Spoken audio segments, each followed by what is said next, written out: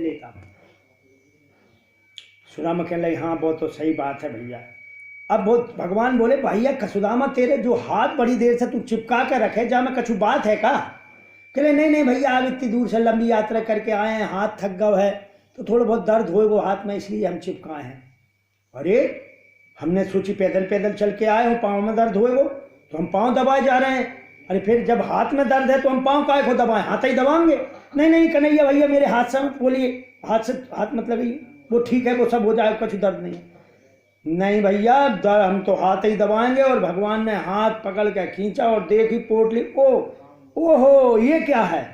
अच्छा बचपन वाली आदत अभी तक नहीं गई है, वही की वही लगे अभी तक। चुपके से भाभी का दिया हुआ, जैसे गुरु माता का दिया था ना, वैसे भाभी का दिया हुआ प्रसाद खुद चाकर में थे। वाह भैया सुदामा, अरे अब तो बदल जाओ। और ऐसे कहकर भगवान ने, अरे नहीं सुदामा उसको नहीं भैया नहीं उसमें कुछ नहीं है, देखे सूखे चावल हैं, देख भैया मतलब न। तब तक तो भगवान ने पोटली खोल ली। भगवान ने वो चावल देखे, समझ गए 4 तरह के चावल हैं, पोटली फट रही है तो क्या स्थिति होगी घर में।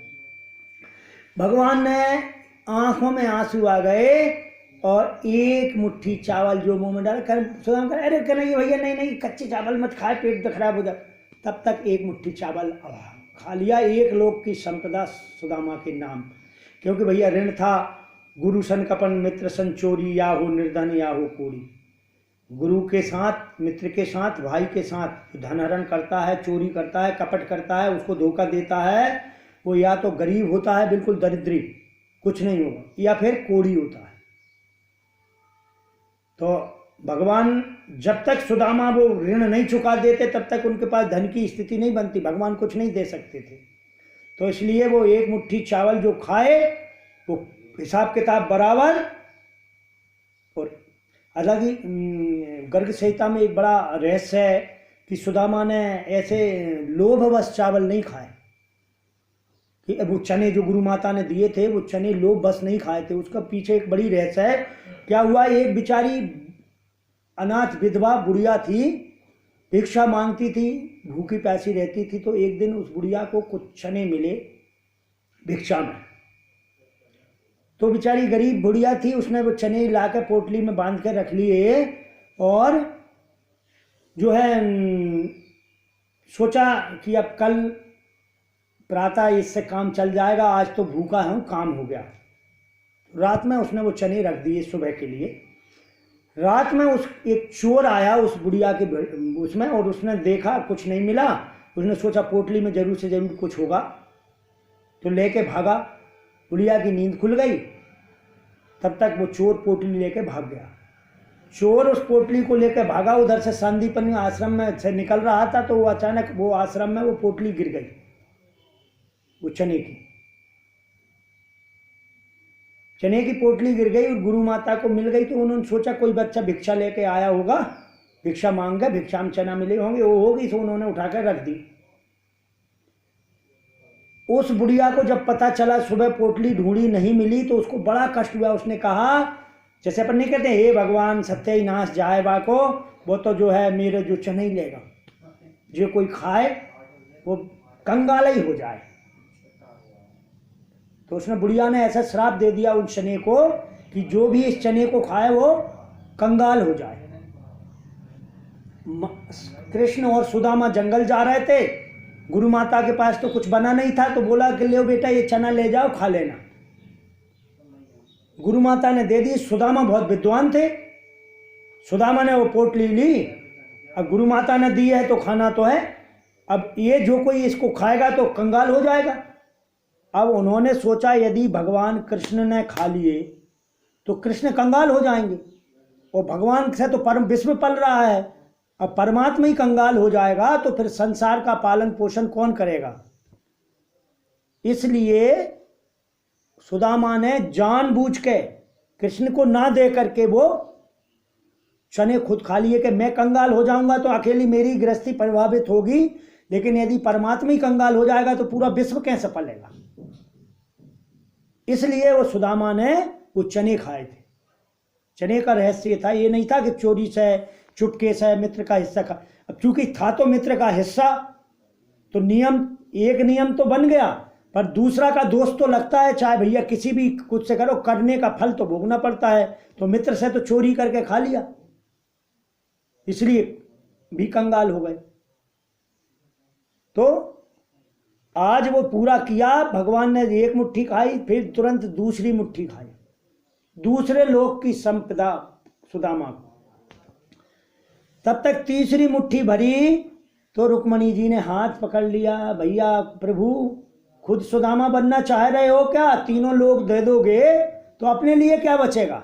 इतना बड़ा परिवार है भैया अपना भी, इसका भी ध्यान रखो, नहीं तो ये अपने परिवार का पालन पोषण कैसे करोगे? फिर बन जाना सुदामा। तो कुछ हो सकता है ये सोचा हो, या हो सकता है ये सोचा है कि संत प्रसाद लेके आया और अकेले अकेले खा जाओगे, इतना बड़ा परिवार है, वहाँ नहीं बांटोगे, बांट के खाना चाहिए प्रसाद तो।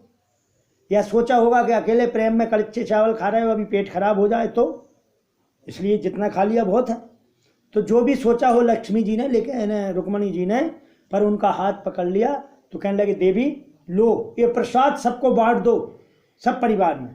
तो एक एक दाना चावल का भगवान के परिवार में प्रसाद में बट रहा है। देखो ये मोहन भोग 56 भोग खाने वाले, और सुदामा के लाए हुए एक चावल को एक सबको बांट रहा है। लो भाई प्रसाद, सब लोग चावल खा रहे हैं एक एक। हमको कोई साधारण चीज़ दे, अरे ये कोई खाने की चीज़, अरे तुम ही खा लो, तुम ही खा लो, कह देते हैं नहीं कह देते, अरे कोई खास नहीं, खाओ तुम खाओ। पर प्रभु का ऐसा सानिध्य। अब भगवान बोले कि देखो सुदामा भैया, भाभी जी ने इतनी अच्छी भेंट भेजी और तुम इतनी देर तक छुपाए रखे रहे, बहुत गलत काम करते हो तुम। अब ये बताओ, भाभी ने जब हमको भेंट भेजी तो कुछ कहा भी जरूर होगा, हमसे खबर भी भेजी होगी, हमें कुछ कहकर भेजा भी होगा कि जाके क्या संदेश भेजा है, क्या कहा है भाभी ने। सोई सुदामा जी को याद आ गया। सुदामा जी ने पूछा था सुशीला से कि तेरी तरफ से क्या कह दूं, तो सुशीला ने कहा कि मेरी तरफ से भगवान को प्रणाम करके इतना भर कह देना कि प्रभु एक मास 2 पाख में, एक महीने में 2 पखवाड़े होते हैं और दोनों पखवाड़ों में 2 एकादशी होती हैं। क्या होती हैं? 2 एकादशी होती हैं। पर मेरे घर गोपाल जू नित्य एकादशी हो। प्रभु मेरे घर में तो रोज ही एकादशी बनी रहती है, ये कह देना। तो सुदामा ने कहा कि प्रभु तेरी भाभी ने तो ये कहा है कि एक मास 2 पाख में 2 एकादशी होए और मेरे घर गोपाल जू नित्य एकादशी हो, मेरे घर में रोज एकादशी बनी रहती है। तो भगवान की आंखों में आंसू आ गए। तो भगवान ने सुशीला का जवाब सुशीला से कहा कि भाभी तेरे भवन में तो होनी थी सो हो गई। कहने लगे कि भाभी होनी थी सो हो गई, अब ना ऐसी होए, अब तक जो हुआ सो हुआ, अब ऐसा नहीं होगा। भाभी तेरे भवन में नित्य द्वादशी होए, मतलब अब से आप तेरे भवन में नित्य द्वादशी, जैसे एकादशी को व्रत करके द्वादशी कहते हैं, अच्छे माल बना लो, हल्का दिन भर के भूखे हैं, आज तो अच्छे बढ़िया से खाएंगे, तो तेरे घर में अब नित्य द्वादशी बनी रहेगी। भगवान ने दे दिया। भगवान ने अपने खास विश्वकर्मा को बुलाकर बोला कि जैसी मेरी द्वारका है ऐसी सुदामा का घर बना के आओ, महल, मेरी द्वारका में मेरा महल है, ऐसा सुदामा का महल बना के आओ। द्वारका में सुदामा जी के पास गए, पत्नी के पास विश्वकर्मा जी, देवी आज्ञा हो, कन्हैया द्वारकाधीश ने कहा है कि आपका महल बनाना है। तो बोले सुशीला देवी इतनी सामाजिक थी, बोली कि भगवान मेरा ही महल बनाना है। बोला हाँ। तो कहने लगे क्षमा करें, द्वारकाधीश से कह देना कि मुझे महल की आवश्यकता नहीं है। क्यों? क्योंकि देखिए मैं इन सब लोगों के साथ एक जैसी रह कर मेरा पालन पोषण हुआ है, लोगों से भिक्षा मांग मांग कर मेरा जीवन का गुजारा अभी तक हुआ है। यदि मैं महल में रहूँगी, मेरा महल बन जाएगा और बेचारे ये सब ऐसे ही रहेंगे तो फिर कैसा लगेगा, मैं स्वार्थी हो जाऊँगी। यदि आप पहले मेरे सब अड़ोसी पड़ोसी सब नगर वालों को महल बना सकते हैं तो बाद में मेरा महल बना। विश्वकर्मा फिर प्रभु के पास, प्रभु ऐसी है, बोले धन्य है सुशीला देवी, अपना स्वार्थ नहीं है, मेरे सब परिवार, सब लोग, मेरे सब परिवार है, मेरा गांव तो पूरा सुदामापुरी मेरी परिवार है। तो वो भगवान ने बोला कि जैसी भाभी की इच्छा, पूरी सुदामापुरी को द्वारकापुरी जैसा बना दो। तो हर घर महल आहा सारे बड़े प्रसन्न हुए। सब तो अब तो सुदामा महाराज की जय बोलने लगे कि ये सुदामा महाराज की कृपा से देखो सबके, अरे मेरा भी महल बन गया, अरे मेरा भी महल बन गया, मेरा भी महल बन गया, मेरी भी झोपड़ी महल बन गई। और फिर सुदामा जी का महल तो भगवान के महल जैसा विशाल महल बन गया। नौकर चाकर हाथी घोड़े जो वैभव द्वारका का था वो सुदामा जी का हो गया। और इधर सुदामा जी को कुछ पता ही नहीं है। अब सुदामा जी सोच रहे हैं अब चलना चाहिए, बेचारी ब्राह्मणी टुकुर टुकुर देख रही है। कोई बात नहीं है, अभी तक तो इसने कुछ कहा भी नहीं है कन्हैया ने। अब बोला कन्हैया तक मैंने तो मेरी बता दी, तूने कुछ बताई नहीं, तूने ब्याह भाव का नहीं भाव। अरे महाराज ब्याह भाव ब्याह, अब आए हो तो मिलवा ही देता हूँ, बताना परिचय क्या कराना, सीधा मिलवाता हूँ। ठीक है मिलवा, आशीर्वाद देंगे हम। तो खबर भिजवा दी कि भैया संत, बड़े संत महात्मा आए हैं, सब आशीर्वाद ले लो। सो भैया लग गई लाइन रानियों की, बच्चों की। अरे बारी भीड़ तो सुदामा जी ने सोची पूरे गांव के आ गए क्या, पूरे गांव को गांव आ गए भैया, लगता पूरी द्वारका के लोग आशीर्वाद लेने आ गए। कह नहीं भैया मैं तो ऐसा है ना, बाकी सबको आशीर्वाद है, पर अब तेरे को दे दूंगा। ठीक है महाराज, हमरे को देखो, सब अपने ही हैं। अच्छा ठीक है।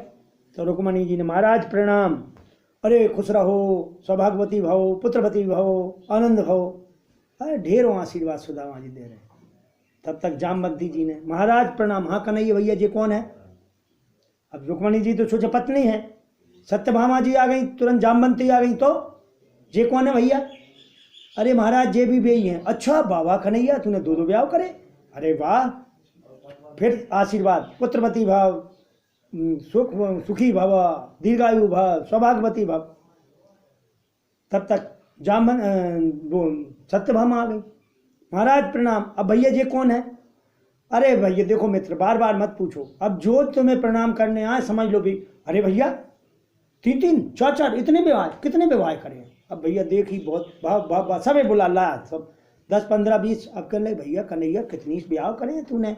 अरे दारी के मैंने एक ब्याह करो तो मेरी शिकायत कर रहा हो, तो कह बुलाओ नहीं, तूने इतने ब्याह करे तब एक ही में मेरी याद नहीं आई। कहने लगे मित्र मेरी शादी ऐसी शादी थोड़ी हो, तो मेरी शादी तो बड़ी अलग तरह की शादी हो है। शाम को कुछ पता ही नहीं है, रात में शादी हो गई, सुबह चर्चा ही नहीं थी, दोपहर में गए और शाम को ब्याह करके ले आए। अब कब बुलाते तुम्हें? और एक बार गए तो 16,100 एक साथ ही आ गए शादी करके। तो अब कब बुलाते भैया? हमरो यहाँ थोड़ी भाव कर थगाई भाई, टीका भाव, लगुन भाई, बारात गई, ऐसा नहीं हो। तो सुबह पता ही नहीं है, दोपहर के गए हैं कहीं, शाम को ब्याह करके ले आए, तो बुलावे को कोई मौका ही नहीं मिला। अच्छा भैया ठीक है, तो कैसे कितने ब्याह करे हैं? कितने महाराज 100 करे हैं क्या? हाँ नहीं महाराज थोड़े और। तो कहा 1000 करे हैं? हाँ नहीं महाराज कब कम रह गए, और 2000? नहीं महाराज दुगने 4000 और दुगने करो 8000। अरे भैया नहीं अबे भी दुगने करो 16000। हाँ महाराज अब माला और जोड़ लो, हैं 16108। अरे कन्हैया भैया, अरे फिर अब तब तो भैया सुन ले इधर, अब मैं कब तक क्या 3-4 साल मेरी तो जब ब्राह्मण उम्र ने आशीर्वाद देवे में बीत जाएगी, बूढ़े हाथ हैंगे, देख थक गए मेरे, 2 4 10 20 कोई देते थे। अब ये तुमने तो इतनी सब व्यवहार करें। कहने लगे महाराज लड़ाई करवाओगे का? कछु ने दे दो आशीर्वाद, कछु ने नहीं दो तो नहीं कहूँगी, हमें आशीर्वाद नहीं दिलाओ। कहने लगे भैया तू तो देख मेरा झन जीवन हो जाएगा, तू एक काम कर, तू बेशक तेरी अर्धांगनी है और तू सबको अर्धांगना है, तो मैं तो दे देता हूँ ढेर आशीर्वाद, सबको लग जाए। तो ठीक है महाराज। तो कन्हैया ले भैया सुख पुत्रवान भव, दीर्घायु भव, सुखी भव, जो है सब तो ही ले लें, आशीर्वाद दे दिया। अब फिर भैया कन्हैया से कहने लगे दूसरे दिन सुदामा, भैया कन्हैया हम तो चलेंगे। ओहो कन्हैया ने कहा ही नहीं कि रुको, ठीक है जैसी आपकी इच्छा। अरे कुछ ही नहीं कहा, जोरदार स्वागत किया, सब कुछ किया, इतना इज्जत दिया, इतना आदर दिया, और एक दिन भी ऐसे नहीं कह के अरे रुकते महाराज रुकते। चलो कोई बात नहीं, हमें तो जाने के लिए तेरी भाभी राह देख रही होगी, भैया अपने राम चलेंगे। तो कह दिया ठीक है, चलो आप जैसी आपकी इच्छा जाना चाहते हैं जाइए, फिर बाद में आना, हाँ हाँ भैया आएंगे, आप वो तो आसान तो नहीं है तेरे पास कन्हैया भैया, लेकिन आया करेंगे, आते रहियो। अच्छा अच्छा। अब कन्हैया कहने भगवान कहने लगे कि अब जाबी की होने लगी, और सुदामा जी कछु जाने दे भी लेवी तो कछु नहीं, स्वागत सत्कार तो बड़ा कर रहा था। तो बोले अब भैया ठीक है, नहीं दे रहा कोई बात नहीं। फिर बोले सुन भैया, तेरी भाभी ने तो संदेशो भेजो, तो भाभी ये तो कछु नहीं कहना है, बताइए याद आ जाए तो शायद एक आध साड़ी इधर दे भाभी, ये तो कम से कम बेचारी एक नई साड़ी मिल जाएगी तो कछु तो वाय संतोष हो जाएगो। तो कन्हैया कहने लगे हाँ भाभी जी से हमारी तरफ से राम राम कहियो। अरे भैया राम राम तो हम कह ही देंगे, और कछु खास कहने हो तो, और तो कछु खास नहीं है, भाभी से जा कह दियो कि अब अकेले आए आप अच्छो ना लगो, अब की आए तो भाभी साथ में आना चाहिए, भाभी जरूर आए। सुदामा कहने लगे भैया वो कछु नहीं देख ले, चलो अपने राम कछु चाहिए नहीं है, नहीं दे रहा तो क्या करते, मांग तो रहे नहीं है, अब दे देते तो कछु ले जाते बेचारी। अब सुदामा सोचने लगे ठीक है भैया, अच्छी रही जाने, कछु नहीं करो, देखो ऐसा है गरीब आदमी हो, बाकी ज़्यादा स्वागत सत्कार कर दो और फिर बाद धन भी दे दो तो बाकी बुद्धि बिगड़ जाता है। बहुत समझदार है कन्हैया, मेरी बुद्धि ना बिगड़ जाए, भजन का बंद ना हो जाए, अने बहुत अच्छा करो। अब भैया चल दिया सुदामा ने, अब जाके कह देंगे ले समेट ले, द्वारका से ले आओ।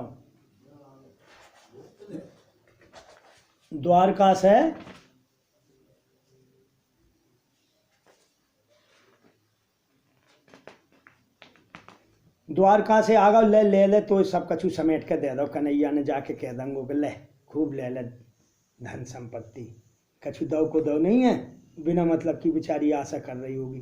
पर हमें भैया कन्हैया बहुत अच्छा है, कितना मित्र है, कितना प्रेम से मिला, भूला नहीं, गले से लगाया, और सुदामा याद करते करते चले जा रहे हैं।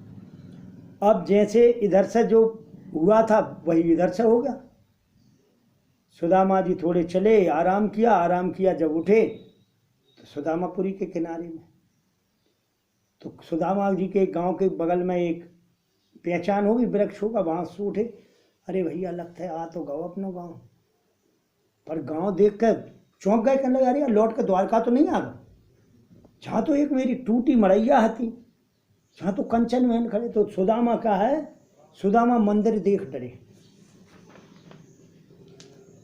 अब सुदामा मंदिर देख रहे हैं और चारों तरफ के महलों के पीछे घूम रहे हैं, बार बार चक्कर लगा रहे हैं, कह रहे हैं भैया एक जोका होगा है, अरे कम से कम भैया जो मेरी झोपड़िया उपड़िया ही चली गई थी, तो कहने भैया जो कौन को महल है, कि सुदामा महाराज का। ओहो सुदामा महाराज का, अरे भैया जहाँ मेरी झोपड़िया में कोई सुदामा महाराज जी पसंद आ गई होगी, उन्हें तुरंत महल बनवा ला।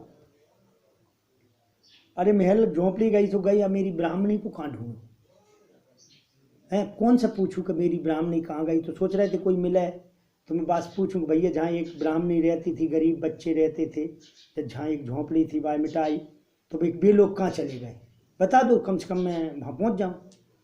तो ऐसे करके घूम रहे थे, दासियों ने देखा तो कहने लगी महारानी से, सुशीला से, कि देवी जी सुशील महारानी, एक ब्राह्मण कोई है बार बार चक्कर काट रहा है महल के, और बार बार देखे जा रहा हो, बड़ा चौंक चौंक के गौर से देख रहा है। सुशीला ने झांक कर देखो, ओहो ये तो महाराज हैं, आ गए स्वामी जी। तो सुशीला ने जल्दी से थाली सजाई, आरती की, और आरती करने छम छम करती हुई आई। सुदामा जी ने सोची कि कोई महल की महारानी देवता वेवता पूजन कर भी जा रही होंगी, बेचारी एक तरफ कोने में उधर खड़े हो गए। सुशीला जी आई तो आकर सामने खड़ी हो गई और आरती उतारने लगी। अब सुदामा जी ऐसे हाथ जोड़ के, देवी जी हमारी आरती काहे को उतारूं, आपको परिचय। सुशीला ने उघाड़ के मुँह कह के, अच्छा स्वामी अच्छे के मित्र के पास गए, हमें ही भूल गए हैं, भूल गए हमें ही। अब चूंकि जब गरीबी में होता है तो अस्त व्यस्त, और जब फटे धोते पहने देखी थी, बुढ़िया जैसी लग रही थी, जब धन संपत्ति आई, आभूषण और अच्छे कपड़े और बढ़िया से श्रृंगार, तो सुशीला पहचान में नहीं आ रही है। तो कहले अरे सुशीला तेरे तो दो दो चुटीला, तू तो पहचान में नहीं आ रही, तू तो रानी बन गई है हैं। और ये जो क्या होगा, कहले तुम्हें तुम्हारे मित्र ने कुछ नहीं बताया। नहीं कन्हैया ने देख ले भैया, मैं भाई धोती पहनेगा तो एक धोती पहना के दे। ओहो, कन्हैया भी बड़ा दयालु है, सोचा सामने दूंगा, मित्र एहसान मानेगा, एहसान में दब जाएगा। देखो चुपके से सब करता है, पता भी नहीं चलने देता है, वही बड़ा दयालु है। फिर कहने लगे, देख देवी मुझे तो कुछ चाहिए नहीं था, तो मैं तो चला भजन करने, तुम रह भैया मुझे आनंद कर राज में। कहने लगे, स्वामी हमें कौन सा चाहिए, तो तुम चले भजन करने तो हम भी चले, हमें भी नहीं रहना। तो दोनों चल दिए। फिर बच्चे चल दिए, बच्चे तो राजकुमार जैसे लग रहे थे। चल दिए तो अंदर से कन्हैया कहता है, ए भैया सुदामा कहाँ जा रहे हो। देखा तो कन्हैया अंदर आवाज आ रही। अरे भैया कन्हैया जी का कर दिया तुमने, जो काय करो।